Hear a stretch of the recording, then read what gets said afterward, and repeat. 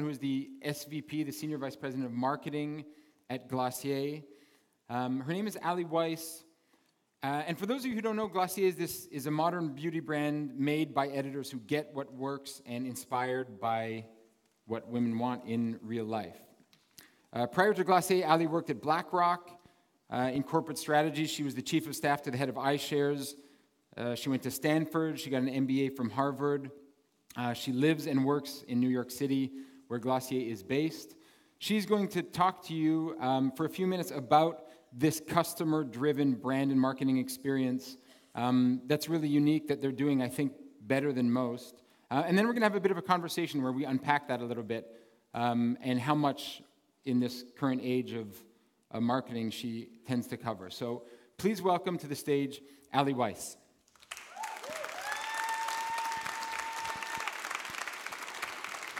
Thanks, Alex. Hi, everyone. Proud that a significant number of the Glossier team is here today in Montreal representing. I'm going to talk for about 10 minutes, and then we're going to get to the real shit when Alex comes back on stage and asks me some questions. Glossier is a modern beauty brand, and what we're aspiring to do is build a new brand, a multi-billion-dollar brand that changes the way that people experience not only beauty, but experience a consumer brand. We sell our products direct to consumer online on Glossier.com and through our one showroom in New York, and have plans to expand our retail presence. We were founded in October 2014 by our founder, Emily Weiss, actually of no relation. And before that, we started as an editorial company into the gloss, which I'll get to in a bit. We've had a very fast path to growth over the past 2.5, almost 3 years, and have encountered a lot of challenges in defining what it means to be a brand today. So for many consumer brands out there in the beauty space and outside of the beauty space, there was a very standard framework for which products were distributed to consumers, and that was typically not direct from the brand through a distributor, and then it was very hard for brands to have a direct connection with the consumer. And that was before the age of digital, and I think everyone here today is figuring out how do we design an experience that changes the way that consumers interact with a brand, with a person, with an experience. And something we've been thinking a lot about recently, which is not actually in this presentation, is the experience of a brand actually leaning more towards hospitality than it is a brand, which hospitality has always been an industry that's focused on making people enjoy an experience in the moment. Everything's about you and your interaction with that experience. Whereas in the past, consumer brands have been very focused on ensuring that a consumer has a need for and buys a product, really selling you on that, presenting a problem and showing you something to solve that, rather than just presenting an enjoyable experience. So that's really the recent framework for us, and I'm going to talk a little bit about where we started and then all of our approaches from our physical products to our digital design to managing a community and how that experience plays into what it means to be a brand today. So we got our start with Into the Gloss, which was founded 7 years ago this month in 2010. And Into the Gloss was really focused on acknowledging beauty as an element of personal style. So until around 2010, beauty was something that went untalked about, and editorial was really about fashion. And as we started interviewing successful women, men, about their beauty routines, it seemed as though they were all embarrassed, that they didn't have ownership over their beauty routine, that they had to go to experts to tell them what they should buy. And the experience was very defined by going to the beauty counter and being told you had a problem and being sold on a product versus you identifying what you wanted to enjoy as part of your routine. So that was really the drive for founding our own product company, Glossier. Glossier is the first lifestyle beauty brand. So by having a digital platform, we're able to provide not only beauty products, but an entire concept of a lifestyle. We want people to enjoy Glossier as a lifestyle and to make their world a little bit more beautiful. You can see as a brand, we really try to not take ourselves too seriously. We want to be approachable. We want to be your friend. You can see Ina Garten over here and our company offsite, Camp Glossier. You can see every element of what we do is about living the Glossier lifestyle. We really think about speaking to a psychographic and not a demographic. So people often say, who's your target audience? And a lot of people actually assume we're defined as a millennial brand. We happen to be a millennial brand because we're catering to two things. We're catering to a girl who wants to take ownership of her beauty routine and someone who wants to share it with her friends. That, in fact, isn't only targeted at millennials, and we found that only 2/3 of our customers are millennials. So every time we approach something, we think, what are the behaviors we're trying to address, rather than the specific girl, woman, man that we're trying to sell to. We design absolutely everything to be created as content. So everything from our unboxing experience to our product packaging. So if you take the example of the moon mask, which is that beautiful jar you see with a G and an extremely intricate illustration in the center of the box there, if you flip that on its side and were to put it on a shelf at a beauty retailer like Sephora, it is a clear jar with white cream in it and just black text that says Glossier moon mask. What's really interesting is because we're not constrained by a shelf, we actually created that packaging specifically for Instagram. So if you think about the human behavior of taking your phone and leaning over something like food to take a picture, that's exactly what that packaging was created for. There are other elements of what we create physically, like stickers. If you look around, especially in our largest markets, you'll see a stranger with a Glossier sticker on the back of their phone, and it creates conversation. So everything, the idea is not only content, but content that leads to conversation. And so you can see that every element of both what we do physically and digitally is aimed at starting that conversation.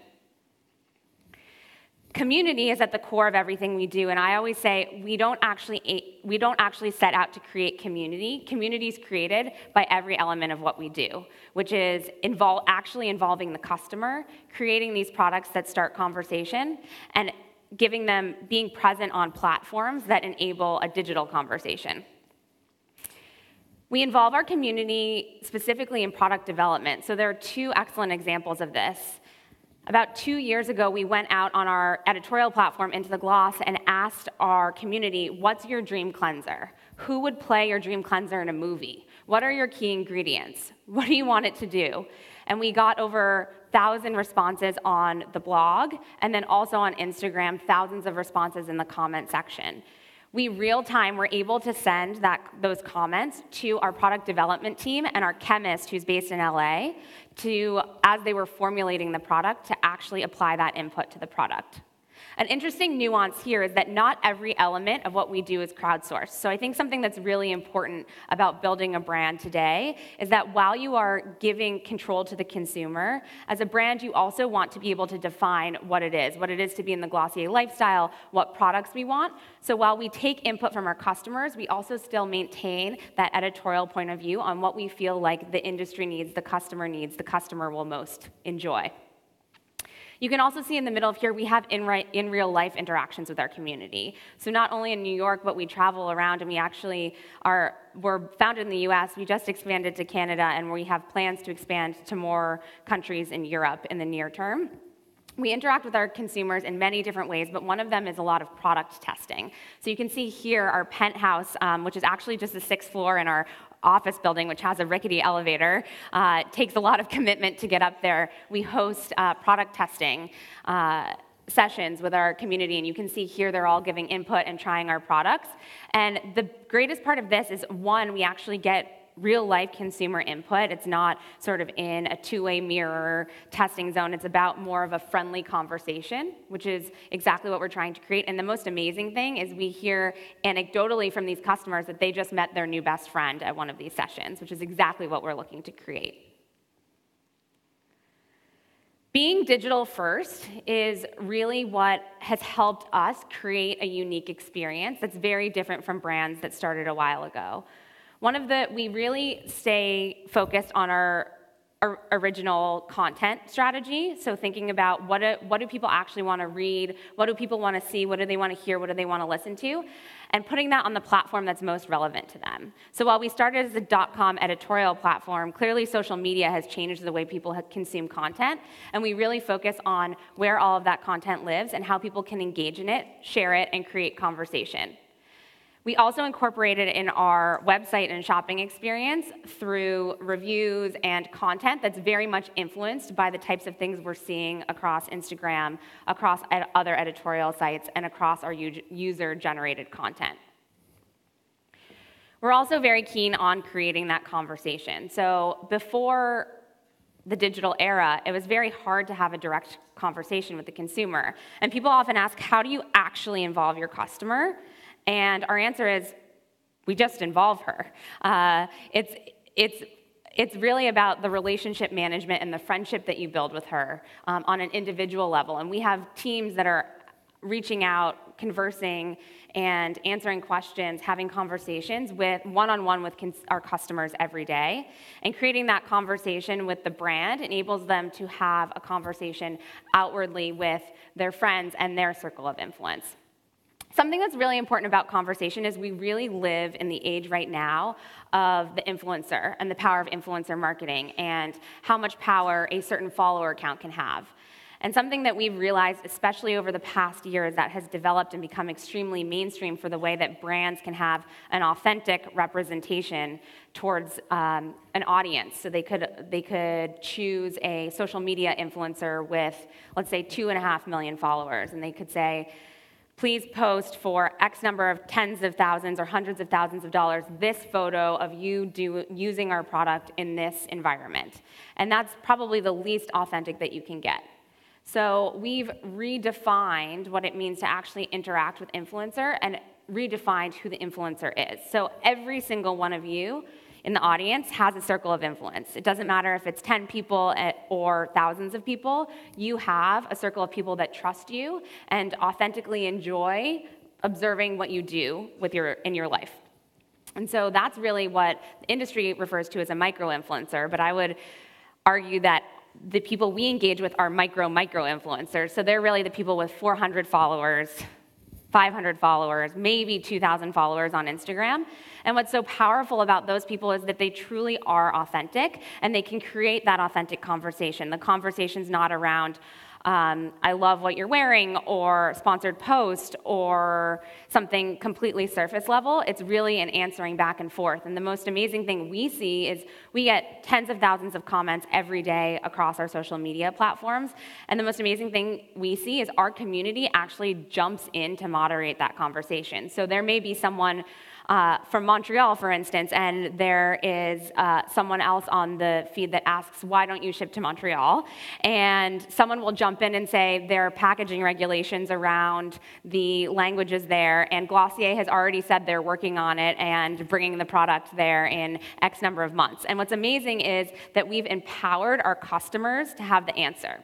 So going back to the first observation that we had when Into the Gloss was founded 7 years ago, that's when people didn't feel like an expert. And so taking these micro-influencers, or it's you, right? Everyone's a micro-influencer, and turning them into the expert who can answer questions, who can influence other consumers is really what the future of brands is going to be. The whole philosophy is that before brands told people what to do, and think about the simplest answer, you go to Amazon.com, and the first thing that anyone does before they buy a product is read all of the reviews and look at the ranking. And so you're not actually looking at what the brand is or what the brand's telling you to do or even what the platform's telling you to do. You're looking at what someone like you, who had the same need for a vacuum cleaner or a lipstick, thinks of the product, and they have the largest influence over you. And then lastly, digital completely changed commerce. And so while many direct-to-consumer brands are really focused on the value proposition for the customer being cutting out a middleman or a distributor and lowering price, Glossier was not founded on that. We very much view the digital-first platform for commerce as a way of changing the experience. It's been really interesting because we internally at our company just put forth a strategy, and a lot of the questions I got from people on the team was, how does this affect the customer? And at the end of the day, none of that strategy, what you're building, the digital products you're building, the physical products you're making, the channels you're going into, how you advertise, isn't what the consumer is going to see. They're just going to have the best experience because of how all of that works together. So before Alex comes on stage, just to summarize, we are really striving to redefine what it means to be a brand in today's world.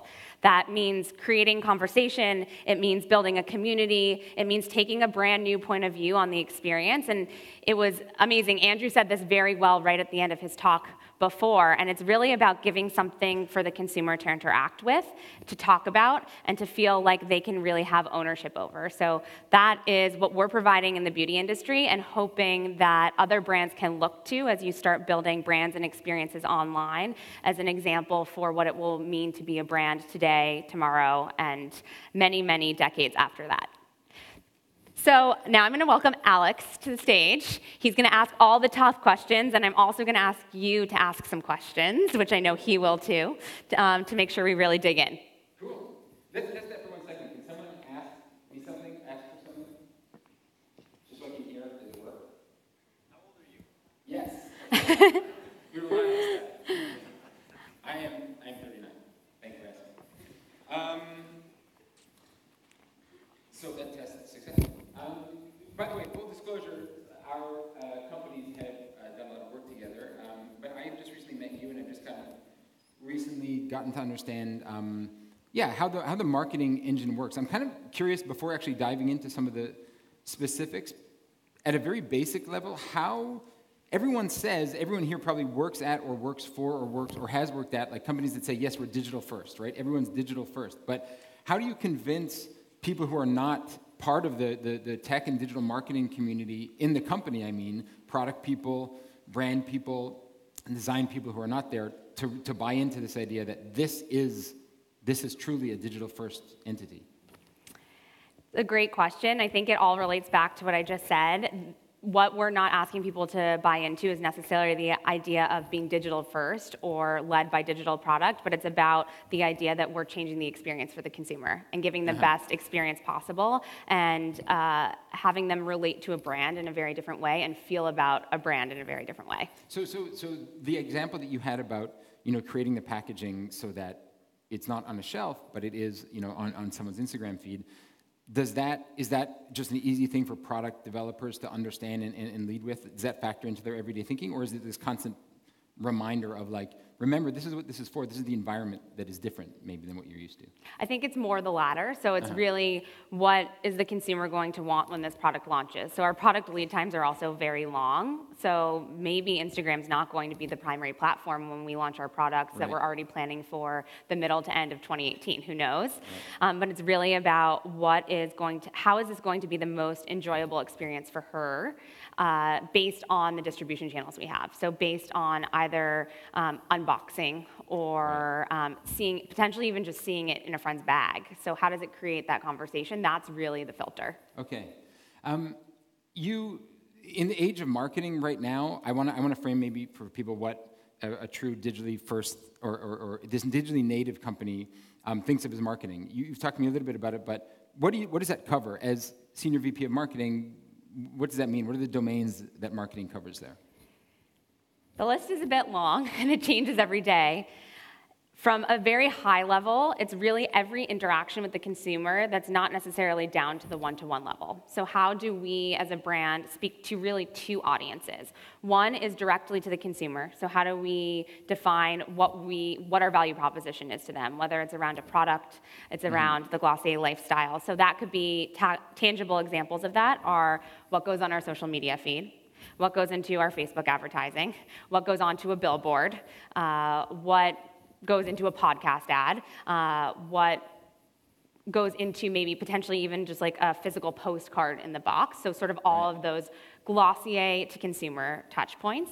And then the other massive part of that, as I just went on for a while, is the other people who are talking about our brand. So how do we give anyone who is a microphone or a megaphone for our brand the right things to talk about? So that's anyone from a traditional editor in the press to our community to influencers to makeup artists, anyone who's actually going to talk about Glossier. Okay, that is a tremendous amount of ground. What keeps you up? Like when you're I guess you've talked to me a little bit about this idea of like specialization. So that is a broad amount of coverage. Do you need to find people that are specialized in each of those things, or this is just like this is how companies, marketing departments run now, we need to be good at everything? You definitely need people who are specialized. So there are channels in particular that require a high amount of expertise. Things like a lot of digital marketing channels.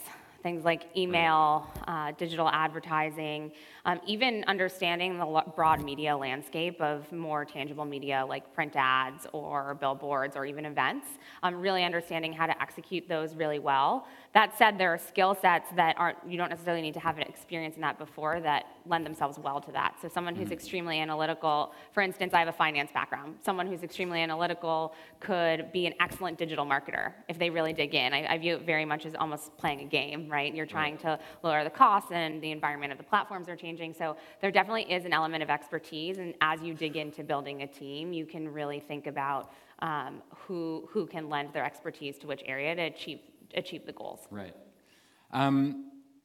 Everyone, so in the context of our work, I hear this a lot. People will call us and be like, what Glossier does is really exciting, and we want to, like replicate that. So like, let's do what they did, and let's do what they do.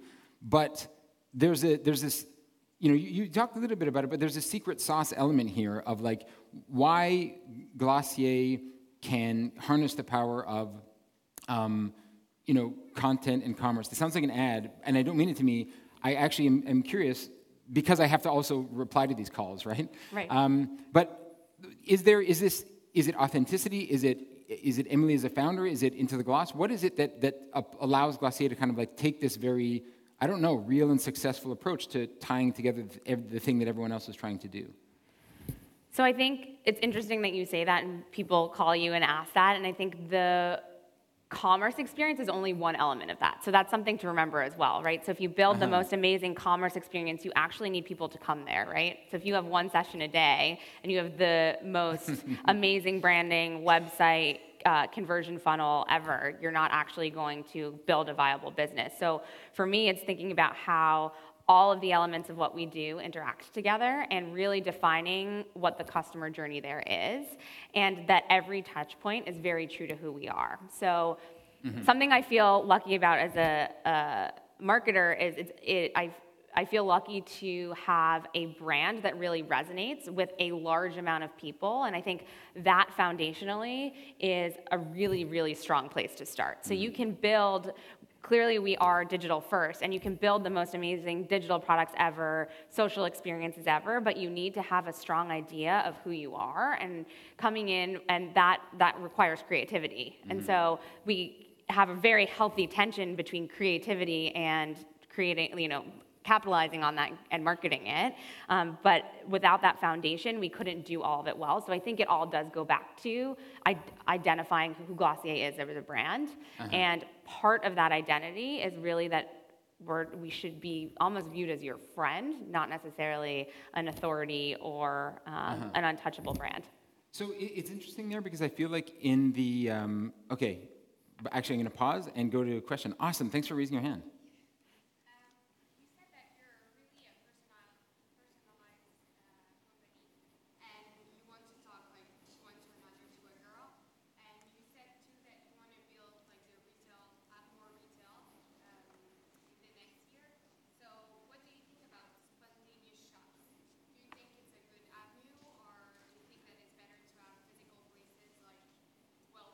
Just to repeat the question, what she asked was ultimately what you think of pop-up shops and things like that, given you talk about this one-to-one experience, this very personalized experience.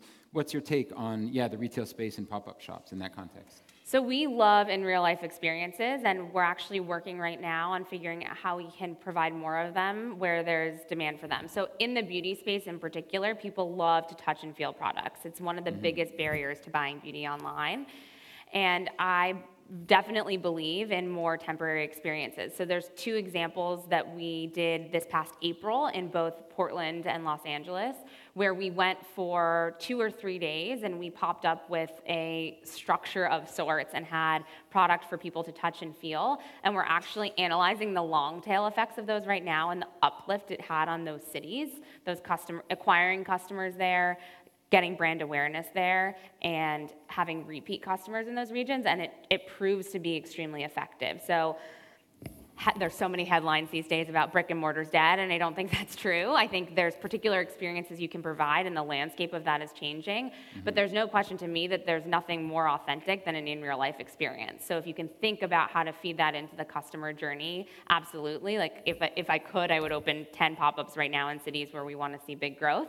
It just requires a lot of resources and physical resources. Cool. Thanks for that question. Thank you. Yeah. Yes, I will repeat it as well. Thank you. So I've been seeing a lot of brands have been under pressure, not under pressure, but have had a conscience and kind of an ethical worldview. Is that something that's been integrated into your brand strategy at all, or are you guys kind of existing outside of that marketing purely as a lifestyle brand? So he asked, he's seen a lot of brands lately that kind of put forward this ethical worldview and asked, is Glossier participating in this, or to what degree? What's the stance on... Great question. Cool. Yeah. So one of our primary missions is making girls, and we use the word girls loosely, we get a lot of questions about that, but what it represents to us is sort of a casual attitude and sort of this like young irreverence, and it can be applicable to males or females, but really making girls proud of who they are today. So it's very in the moment. And there's a lot of elements of that, which is what relates to our products, which is ownership over their routines. There's also smaller things that we do internally to support organizations that support women. And what we're doing right now is really defining a corporate social responsibility strategy. For us, our value proposition as a brand is not founded on that.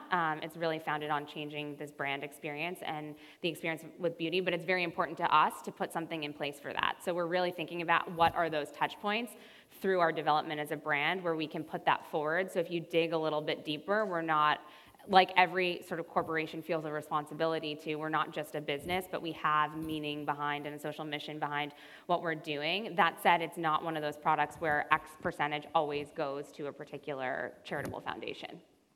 Cool. Yes?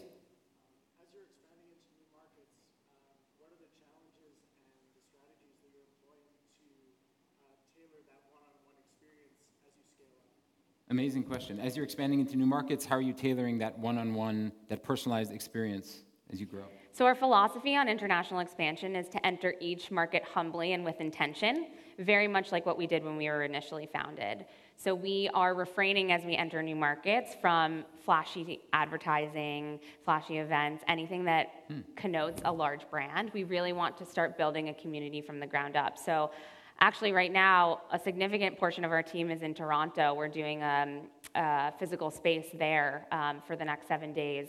And the primary people who are there are people on our community team. And so they're there to have those one-on-one conversations to really build brand evangelists and people who have an appreciation for what we're trying to do. And I think the biggest thing there is our filter for involvement, especially in those new markets, and even still in our primary market of the US, is how do we make people feel like a stakeholder in the brand?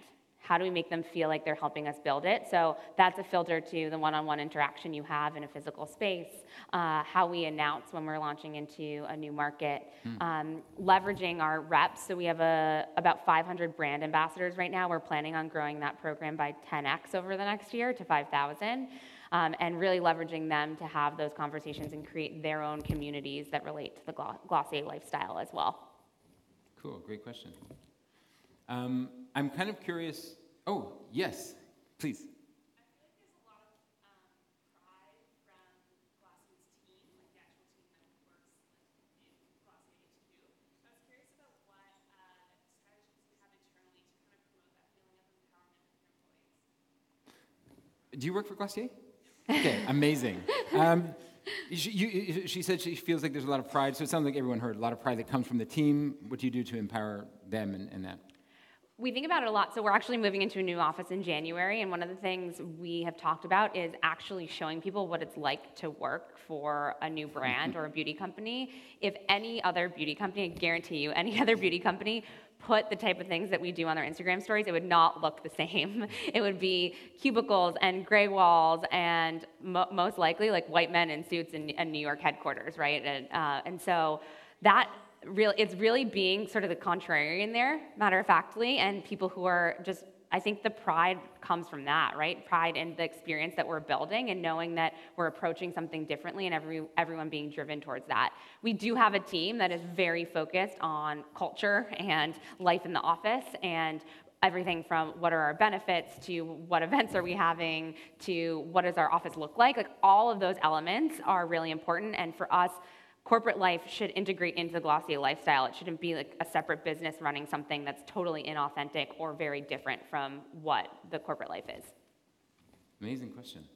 Yes, and we'll go to you. You guys have grown really quickly, and it seems like things are running smoothly. I'm curious, what is one of the greatest challenges, like impasses, that you're encountering? What is one of the greatest challenges? Well, first, thank you for saying it looks like things are running smoothly. I feel the teams down here, they're like, no way. I feel like everyone says it's like the duck who's smoothly going across the water, and underneath everyone's just like paddling like crazy to stay above the water. So I think one of the things that I say is both our biggest strength and our biggest weakness is that we're viewed as a millennial brand. And if we're trying to, like many of you in the audience, you probably work somewhere, you're trying to build something that you want to last for a very long time. And so one of the things that keeps me up at night, and I think a lot of us up at night, is how do you actually build something that's not necessarily the coolest thing today? How do you build something that's everlasting and going to build a successful business, an incredible experience, and something that really defines sort of the next generation of business? So how do we move out of that mold? And we always say we want to be cult but not niche, and so how do we remain cult and sort of venture out of the niche territory? Yes, up there. So you mentioned empowering customers to have the answers. Another example you mentioned is like making your customers experts. This is something that we kind of do at our company as well, but I'm wondering, this is kind of a two-part question. How do you take a customer and give them the resources and the empowerment needed to have them become experts? And the second thing is like, what do you give them in return for being these brand ambassadors? Cool. Did everyone hear that? I'm not sure if I need to repeat it. Everyone heard it? Yeah, okay, cool. Great. The answer to how do we give them the tools is going to be a total cop-out answer, but it's all about content, right? So where are the channels that we can reach the most people that give them the tools to talk about our brand in a relatable way and teach them exactly sort of what we stand for and hope that they latch onto that and want to stand for that too. So very simply, I mean, you think about Instagram being our primary platform as a brand right now, that's on into the Gloss. It's really about the content that we create and everything from the visuals and the design to the copy there, and also making sure it's on channels that people can actually observe it. And then the second part of your question. May I interrupt there? Yeah. Is it as simple as that? Because like that seems so, I mean, you said cop-out. It's not a cop-out, but it just seems easy. It seems like that's, the tools are out there, so they go for it. Is there not something extra that you're doing there to make sure that they're, I don't know, they are taking this stuff and spreading the word there? Or is it like, listen, you guys are in this amazing spot, and this is the content speaks for itself? I think it does speak for itself, but I think that every time, it's not just about churning out. It's a very good question, and I'm glad you pushed there, because it's not just about churning out content every day. It's about a different approach to every single day. Or every single product. So when we think about when we're about to do something new, we don't want to ever do it the same way. So if we're going to launch a new product, we've launched every single product in a very different way. So if you dug in below the surface, you could see that we had a slightly different objective with that product, a slightly different way of creating conversation, and it's really anticipating what's going to be right for that very moment. That's cool. So thank you for pushing me there. I think that's really No important. problem. And then, of course, the second part. Yeah, the second, so how do we reward our customers? Right. We're really building that out right now. So a lot of it has been surprise and delight in the past. So for some of our top customers or people who are first visitors to a showroom or first people to come to an event, it's a lot of surprise and delight through either access or free product or conversations with the company, conversations with other people that we have sort of are in the Glossier family. And then specifically for our rep program and our brand ambassadors, they have a much more sort of programmed out way of interacting with the brand, whether or not that's, right now we're running a swap where we took 5 of our community members from Toronto and 5 from LA and brought them together where they can learn from each other about creating content. So it's, what we found is the things that work best. Everyone loves free product, but that's not enough. The things that work best are experiential. How do you experience the brand? Whether or not it's something very simple from like a cocktail party when we launch into a city that's like friendly and you can feel like you can bring someone that has never experienced Glossier before, to something a little bit more extravagant like a swap of 10 people visiting each other's city. Cool. Yes, another one. This is amazing. Hey. Yeah, you, Carolyn.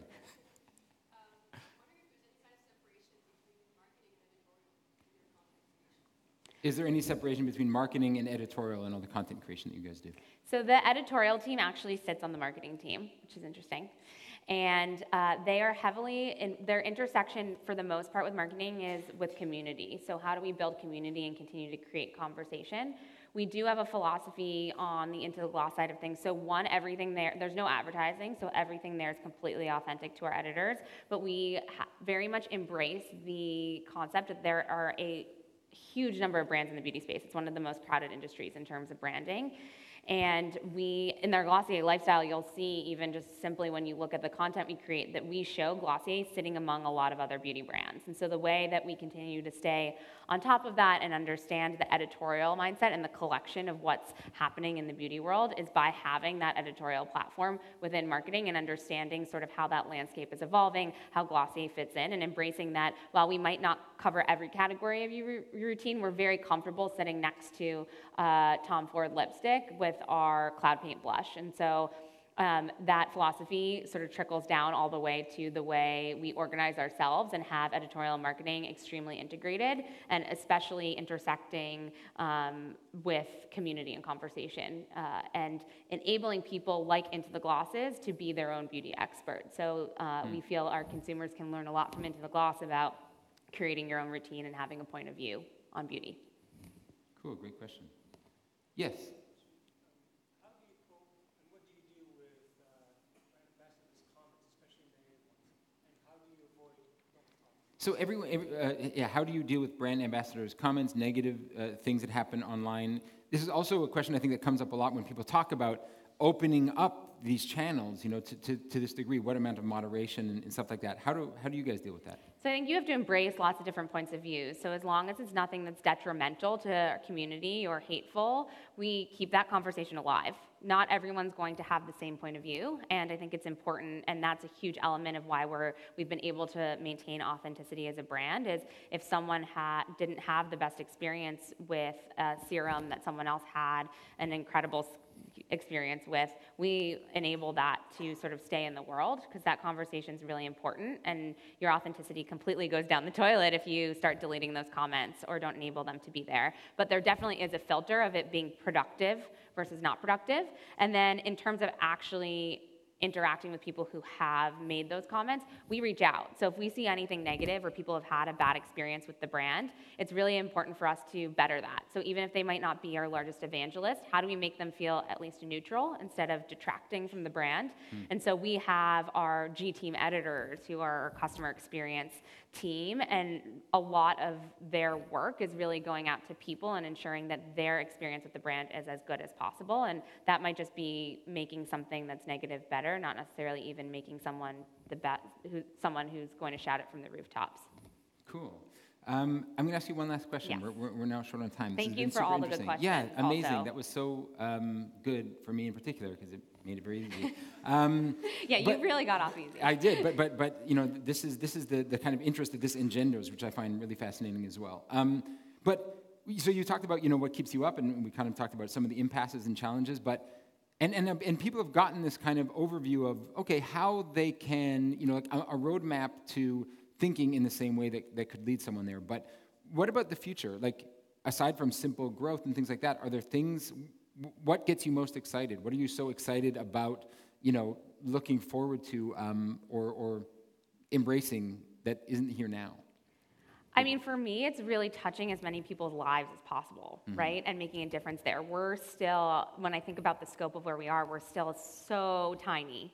And the prospect of being able to, the industry is smaller, right? So everyone's like, tell me how Glossier did this or build that. There are so many people just even in our core markets who have no idea what we do. And so the thing that gets me excited is how do we touch their lives? How do we get in front of them? How do we make them feel that much better. And something that motivates me both personally and professionally is the little things that make a difference in your everyday. And for me, that's everything from sort of like unscrewing the lip balm or seeing our birthday balm sparkle with its holographic packaging to feeling really good because a friend brought you a Glossier care package when you were having a terrible day, almost to just like the empowerment it means to interact with a brand that represents what you believe in. So for me, it's like, how do we get that to as many people as possible?